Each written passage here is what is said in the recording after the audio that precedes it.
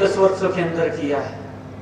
कांग्रेस तो समस्या को समस्या बना करके, लोगों को डरा करके वोट लेने का काम करती रही है और उससे कहीं न कहीं विकास के अंदर बाधा भी उत्पन्न हुई है। हमने देखा है कांग्रेस के समय के अंदर वो नारे तो जरूर देते थे कि गरीबी हटाएंगे, परंतु गरीबी नहीं हटी, गरीब लगातार गरीब होता चला गया। परंतु आज अगर हम देखते हैं, ये एक विषय नहीं है, हर विषय के अंदर अगर हम लोग देखेंगे तो व्यक्ति का कहीं न कहीं मजबूती से विकास की तरफ ले जाने का काम इन 10 वर्षों के अंदर नरेंद्र मोदी की सरकार ने किया है। मुझे खुशी है इस बात की, कांग्रेस के समय में अगर एक बच्चे को भी नौकरी देनी होती थी, पूरा का पूरा गांव निकलता था और माँ बाप की तो जुतियां टूट जाती थी, घूमते घूमते चक्कर काटते काटते बच्चा नौकरी नहीं लग पाता था।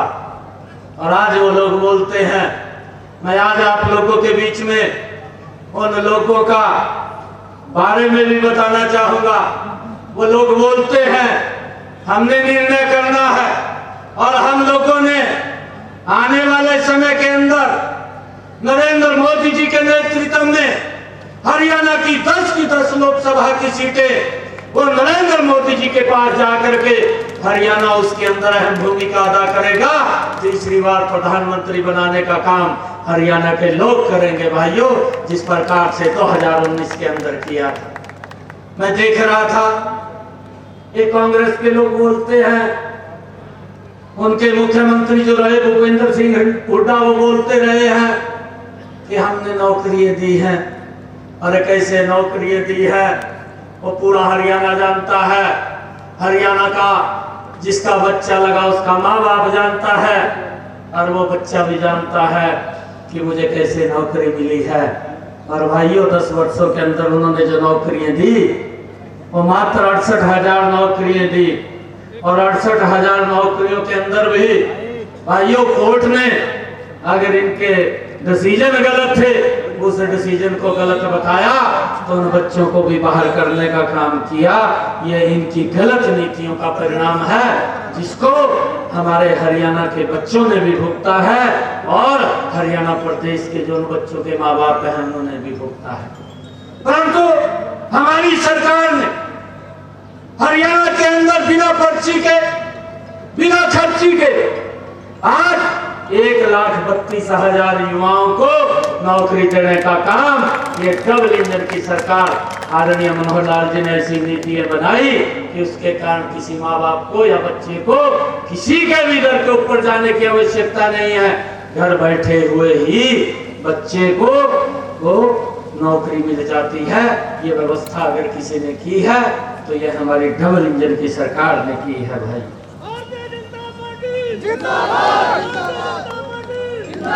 और भाइयों मैं आप लोगों से यह अपील करना चाहूंगा कि हम मिलकर के मजबूती से ऐसे लोगों को आगे बढ़ाने का काम करें, ऐसी सरकार लाने का काम करें, ये संकल्प लेकर के जाएं।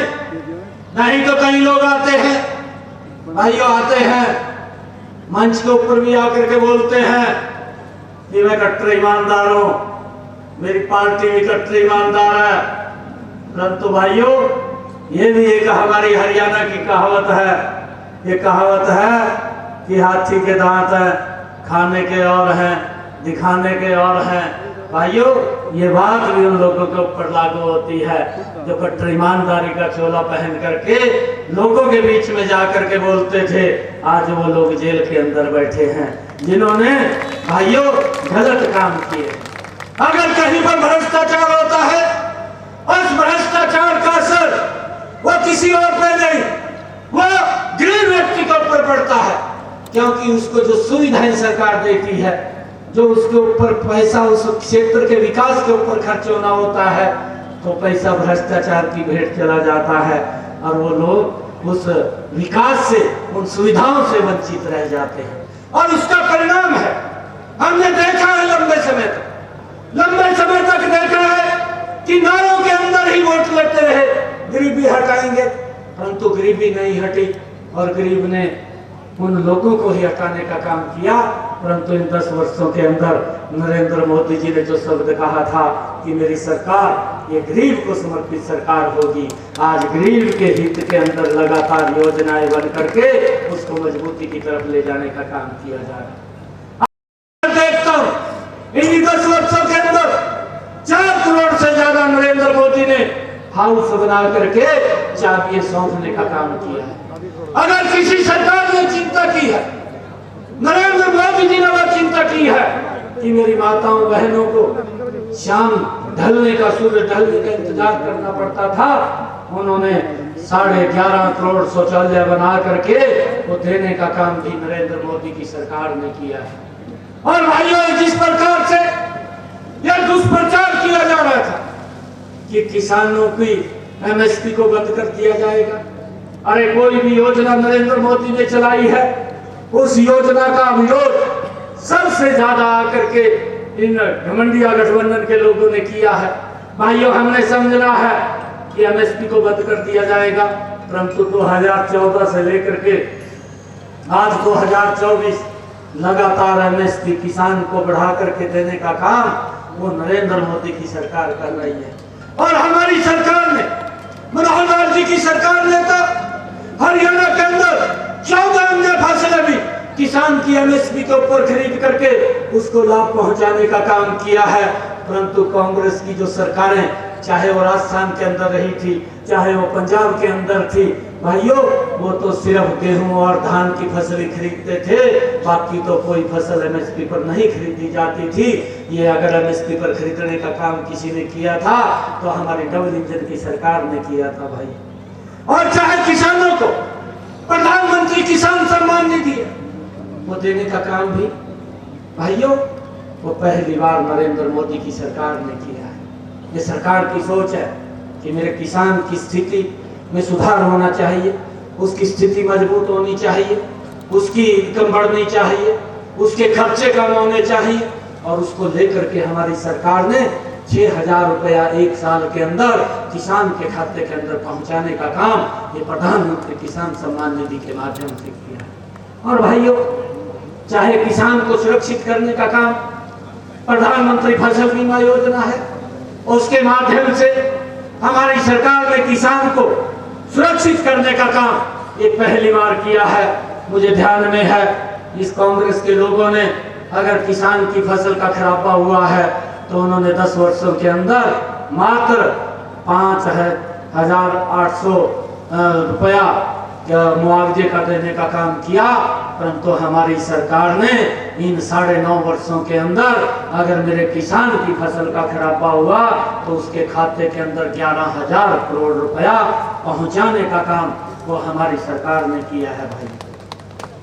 यह सुरक्षा का भाव, सुरक्षित करने का कार्य और देश के अंदर देश को एक विकास की नई दिशा देने का काम इन 10 वर्षों के अंदर ये हमारी सरकार ने किया है। भाइयों, चाहे देश के अंदर धारा 370 जैसी समस्या है, लंबे समय तक जिस समस्या को लेकर के देश जूझ रहा था, आतंकवाद एलओसी क्रॉस करके भारत के अंदर आता था, परंतु इस सरकार ने मजबूती से, नरेंद्र मोदी की सरकार ने उस आतंकवाद को भी मुंह तोड़ जवाब देने का काम किया है। और आज ये भारत इन 10 वर्षों के अंदर हम देख रहे हैं और धारा 370 को समाप्त करने के बाद एक सुरक्षित भारत, एक मजबूत भारत भाइयों आज मिला है। ऐसे व्यक्ति तक जिन्होंने दिन रात इस देश के लोगों के लिए, इस देश के विकास के लिए, देश के सम्मान के लिए, दुनिया के अंदर इसका गौरव बढ़ाने के लिए काम किया है। भाइयों, हम सब भी मिलकर के ऐसे लोगों को लाने का काम करें, ये संकल्प लेकर के जाएं कि लगातार ये सरकार लोगों के हित के अंदर काम कर रही है और लगातार इस देश के अंदर जो समस्याएं हैं उन समस्याओं का समाधान करने का काम कर रही है। मेरा आप लोगों से आग्रह है, अभी हमारे संजय जी कुछ बातें बोल रहे थे क्योंकि कोड ऑफ कंडक्ट लगा हुआ है, आचार संहिता लगी हुई है और आचार संहिता के बाद जितने भी इस क्षेत्र के कार्य होंगे उन कार्यों को प्राथमिकता के आधार के ऊपर करके आप लोगों तक उनकी सुविधा पहुंचाने का काम वो हमारी सरकार करेगी।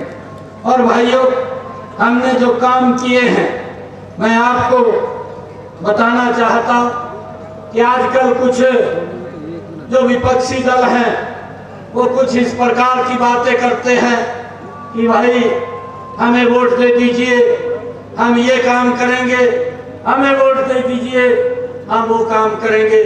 भाइयों, इन चीज़ों से हमने सचेत रहना है। और मैं आपको बताना चाहता हूं कि जो आज लोग ये बात बोलते हैं, मैं उनके बारे में ये बताना चाहता हूं कि उनके समय के अंदर जब ये 2014 के अंदर गए थे तो भाइयों मात्र बुजुर्गों को 1000 रुपया सम्मान भत्ता मिलता था, परंतु ये 1000 रुपया भी ये हमारी सरकार ने आकर के देना शुरू किया था। परंतु नरेंद्र मोदी की और मनोहर लाल जी की सरकार ने भाइयों पिछले इन 9.5-10 वर्षों के अंदर बुजुर्गों को 3000 रुपया सम्मान भत्ता देने का काम भी ये हमारी सरकार ने किया है। भाइयों, इस बात को हमने समझना है। मैं आप लोगों से, क्योंकि बहुत सारे ऐसे कार्य हैं जो लगातार इस देश के अंदर आगे बढ़ाने का काम वो इस सरकार ने किया है। क्योंकि वो लोग बोलते थे कि भाई जब राम मंदिर की बात आई और कांग्रेस के लोग इस प्रकार की बात बोलते थे कि मंदिर वहीं बनाएंगे, तारीख नहीं बताएंगे। परंतु भाइयों, ये लोग, ये मैंने कहा है कि समस्याओं को समस्या बना करके ये लोगों को गुमराह करके डरा करके वोट लेने का काम करते थे। चाहे वो धारा 370 है, चाहे भगवान श्री राम के मंदिर की बात है और चाहे बोडो के समझौते की बात है, इन समस्याओं का समाधान करने का काम भी इन 10 वर्षों के अंदर ये नरेंद्र मोदी की सरकार ने किया है। मैं आप सबको आज इस शुभ अवसर के ऊपर बहुत बहुत बधाई और शुभकामनाएं देता हूं। और मैं आप लोगों से, क्योंकि हम चुनाव के अंदर हैं, ये अपील करता हूं कि आने वाले इस समय के अंदर ये ताबड़ू की सरकारी ये संकल्प लेकर के जाएंगे कि हम यहाँ से एक वोट कमल का बटन दबा करके और दबवा करके सबसे ज्यादा वोट से यहाँ से राम साहब को जितवा करके हम नरेंद्र मोदी जी के पास भेजने का काम करेंगे। ये संकल्प हम लेकर के जाएंगे। और आज मैं आपको बताना चाहता हूँ, आज होली का भी पर्व है और ये नमाज का भी महीना है। मैं इसकी भी आप सबको बहुत बहुत बधाई और शुभकामनाएं देता हूं।